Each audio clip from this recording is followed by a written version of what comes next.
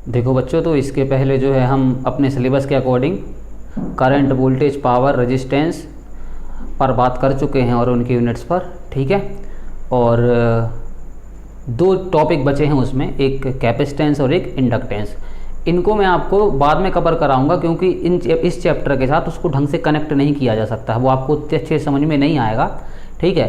तो हमारा लगभग दो टॉपिक को छोड़ के चैप्टर नंबर फर्स्ट कंप्लीट है, ठीक है। तो अब हम ये देखते हैं कि उस सबको रिवीजन कैसे करना है, जो भी मैंने आपको पढ़ा दिया है, बहुत जल्दी से जल्दी उसको रिवाइज कैसे करना है, ठीक है।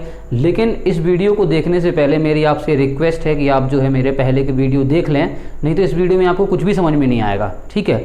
इस वीडियो का टाइटल मैंने दिया है सुपर फास्ट एक्सप्रेस, ठीक है। हमने अभी तक जो भी पढ़ा है हम उसे 5 मिनट के अंदर या 5 मिनट से कम में भी कैसे रिवाइज करेंगे, इस वीडियो के अंदर हम ये देखेंगे। मतलब ये कुल मिला के रिवीजन वीडियो है और टाइटल क्या रहेगा इसका, सुपर फास्ट एक्सप्रेस, और ये आपको प्लेलिस्ट में इसी नाम से मिलेंगे, ठीक है। जितने भी हम चैप्टर कंप्लीट करते जाएंगे उनको रिवाइज कैसे करना है, ठीक है, उसको सुपर फास्ट वीडियो सीरीज के नाम से मैं चलाऊंगा, ठीक है। और इसके बाद सब्जेक्ट का भी आएगा, क्या एक सब्जेक्ट को हम बहुत जल्दी कैसे रिवाइज कर सकते हैं, उस पर मैं वीडियो बनाऊंगा।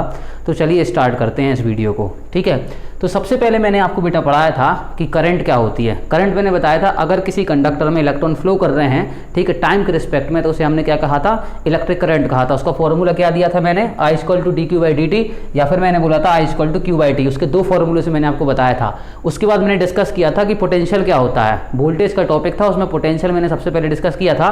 पोटेंशियल मैंने बताया था किसी चार्ज को एक पॉइंट से दूसरे पॉइंट तक ले जाने में जो वर्क करना पड़ता है उसे हम क्या कहते हैं, पोटेंशियल कहते हैं, ठीक है। इसके बाद मैंने आपको बताया था कि वोल्टेज क्या होता है। मैंने बताया था अगर दो पॉइंट के बीच हम पोटेंशियल डिफरेंस कंसीडर करें तो उसको हम क्या कहते हैं, वोल्टेज कहते हैं, ठीक है। इसका मतलब वोल्टेज क्या हुआ हमारा, पोटेंशियल डिफरेंस क्या हो गया हमारा, वोल्टेज हो गया, ठीक है। उसके बाद मैंने आपको पावर पढ़ाया था। पावर मैंने क्या पढ़ाया था, डीसी पावर। मैंने बताया था पावर = होता V × I, ठीक है। और बताया था वही बराबर होता I²R के, और उसका होता उसके बराबर होता V²R। मैंने इसका मतलब ये है कि मैंने आपको पावर के कितने फॉर्मूले बताए थे, 3 फॉर्मूले बताए थे, P = VI, I²R, V²R। इन तीनों की एप्लीकेशन अलग अलग है, ये हम देखेंगे न्यूमेरिकल्स में। बहुत इंपॉर्टेंट फॉर्मूले जितने मैंने यहाँ पे लिखे हैं। इसके बाद मैंने आपको बताया था ओम्स लॉ। ओम्स लॉ मैंने क्या बताया था, V = RI। मतलब मैंने बताया था रेजिस्टेंस हमेशा कैसा होता है, कांस्टेंट होता है, वो वोल्टेज पर डिपेंड नहीं करता। आप वोल्टेज की वैल्यू बढ़ाओगे करंट की वैल्यू कम हो जाएगी, मतलब रेजिस्टेंस हमेशा कैसा रहेगा, कांस्टेंट। लेकिन ये वैलिड कब है, ये वैलिड तभी है जब आपका क्या है, टेम्परेचर कांस्टेंट हो। अगर बल्ब में अगर ओम्स लॉ लगाने लगोगे, बल्ब में उसमें भी रेजिस्टेंस होता है, तो फेल हो जाएगा, क्योंकि अगर आप बल्ब को जलाओगे तो आपका टेम्परेचर इंक्रीज कर जाएगा, वहां पे ओम्स लॉ आपका वैलिड नहीं होगा। ओम्स लॉ केवल तभी वैलिड है जब टेम्परेचर प्रेशर आपका कैसा हो, कांस्टेंट हो, ठीक है सर, ठीक है। तो ओम्स लॉ हो गया, ठीक है।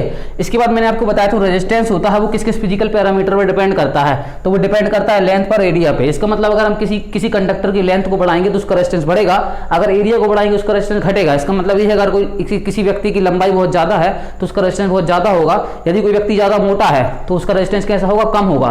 तो रेजिस्टेंस हमारा किस पे डिपेंड करता है, लेंथ और एरिया पे, ठीक है। और रेजिस्टिविटी पे डिपेंड करता है, लेकिन रेजिस्टिविटी हर मटेरियल के लिए कैसी होती है, अलग अलग होती है। रेजिस्टिविटी हर मटेरियल के लिए अलग अलग होती है, ठीक है सर, इतना क्लियर हुआ।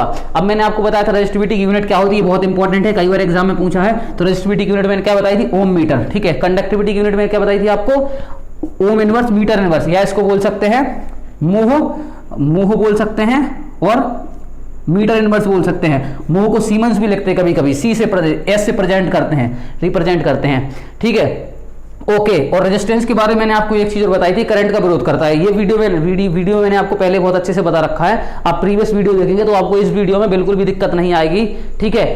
ओके सर, इतना क्लियर हो गया, ठीक है। अब मैंने आपको ये बताया था कि अगर हम टेम्परेचर को बढ़ाते हैं तो रेजिस्टेंस बढ़ता है, किसमें, कंडक्टर के केस में, ठीक है।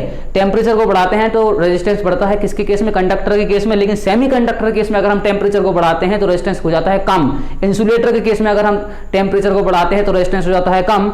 और उसको टेक्निकली कैसे बोलते हैं कि उसका टेम्परेचर कोफिशिएंट ऑफ रेजिस्टेंस, मतलब रेजिस्टेंस का टेम्परेचर कोफिशिएंट किस केस में पॉजिटिव होगा, मेटल के केस में, क्योंकि अगर हम टेम्परेचर को बढ़ाएंगे तो मेटल का रेजिस्टेंस क्या होगा, बढ़ जाएगा, ठीक है। अगर हम टेम्परेचर बढ़ाएंगे तो सेमीकंडक्टर रेजिस्टेंस क्या हो जाएगा, घट जाएगा। तो हमारा टेम्परेचर कोफिशिएंट ऑफ रेजिस्टेंस कैसा होगा, नेगेटिव होगा। पॉजिटिव किसका होगा, आपका मेटल्स का या कंडक्टर का, नेगेटिव किसका होगा, सेमीकंडक्टर का। और इंसुलेटर का भी क्या होगा, नेगेटिव होगा, क्योंकि अगर हम टेम्परेचर को बढ़ाएंगे तो इंसुलेटर का रेजिस्टेंस क्या हो जाएगा सर, कम हो जाएगा, ठीक है बेटा। ये हो गया। इसके बाद मैंने आपको पढ़ाया था कि कलर कोडिंग मैंने आपको पढ़ाई थी, तो कलर कोडिंग में मैंने आपको लाइन रखने को याद कहा था कि VB Roy Great Britain very good wife. अगर आपको ये वाली लाइन याद है तो इससे आप सारे कलर के अरेंजमेंट बना सकते हो। ठीक है, मैंने आपको बताया था कि ब्लैक का क्या होता है 0, ब्लैक ब्राउन, ठीक है, इस तरीके से पूरी नंबरिंग मैंने कराई थी। तो उस टॉपिक को समझने के लिए आपको क्या करना चाहिए, पूरा VB Roy Great Britain very good wife आपको याद होना चाहिए। इसके बाद मैंने आपको टॉलरेंस बताया था, टॉलरेंस गोल्ड का कितना होता है ±5%, सिल्वर का कितना टॉलरेंस होता है ±10%, और नो कलर का टॉलरेंस कितना होता है ±20%। ठीक है, तो हमने खत्म कर लिया कि अभी तक जो हमने 5 लेक्चर में पढ़ा है, ठीक है, उसको हमने 5 मिनट में कैसे समराइज किया, ये चीज आपको इस लेक्चर में मैंने आपको बताई। ठीक है, तो आई होप आपको ये सब चीजें क्लियर हुई होंगी। ठीक है, ये केवल लेक्चर आपको तभी समझ में आएगा जब आपने पहले का पढ़ा होगा। तो पहले अगर जिसने कि ये लेक्चर देखा है और पहले के नहीं देखे तो उसको कुछ समझ में नहीं आएगा। इसलिए इस लेक्चर को देखने से पहले जो भी स्टूडेंट है वो पहले के लेक्चर जरूर देख लें। धन्यवाद।